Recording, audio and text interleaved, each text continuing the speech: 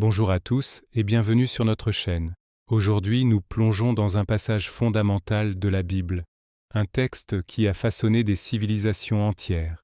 Exode chapitre 20, les versets 1 à 17. Vous le connaissez probablement sous le nom des 10 commandements. Mais au-delà d'une simple liste de règles, que nous révèle vraiment ce texte? Restez avec nous pour le découvrir. Imaginez la scène. Le peuple d'Israël, fraîchement libéré d'Égypte, se trouve au pied du mont Sinaï.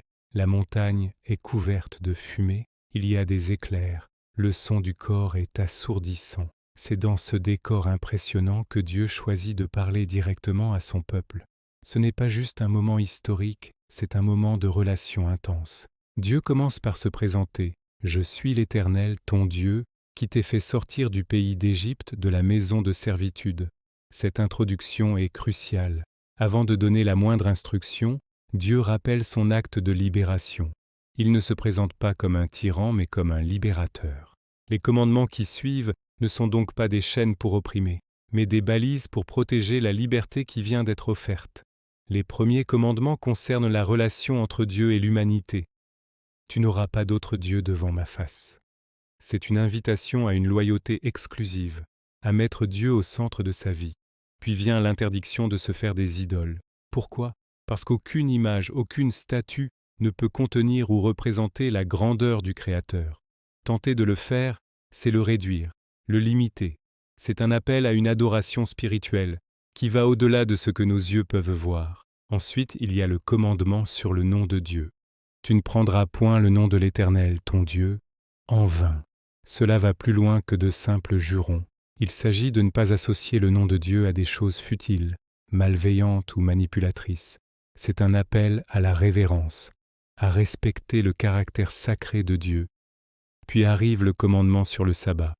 Souviens-toi du jour du repos pour le sanctifier. Un jour sur 7 mis à part pour se reposer, pour se recentrer sur Dieu et sur sa famille. Dans un monde qui ne s'arrête jamais, cette idée est plus pertinente que jamais. Ce n'est pas une contrainte, mais un cadeau, un rythme de vie sain qui nous rappelle que notre valeur ne se mesure pas à notre productivité.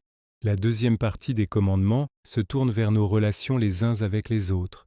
Tout commence par « honore ton père et ta mère ». C'est le fondement de la structure sociale. En respectant nos parents, nous apprenons le respect de l'autorité et la transmission des valeurs entre les générations. C'est le pilier qui soutient toute la société. Ensuite, nous avons une série d'interdits très directs.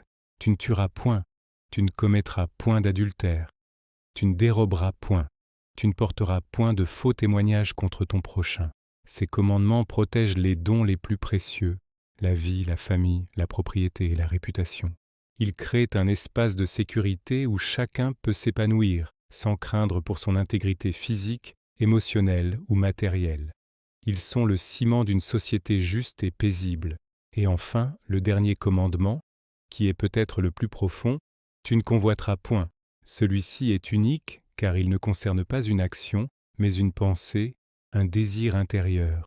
Il s'attaque à la racine de nombreux maux, l'envie, la jalousie. Ce commandement nous invite à un travail sur notre cœur, à apprendre le contentement et à nous réjouir du bonheur des autres au lieu de le désirer pour nous-mêmes. Alors, que retenir de tout cela ? Les 10 commandements ne sont pas une liste arbitraire de choses à faire ou à ne pas faire.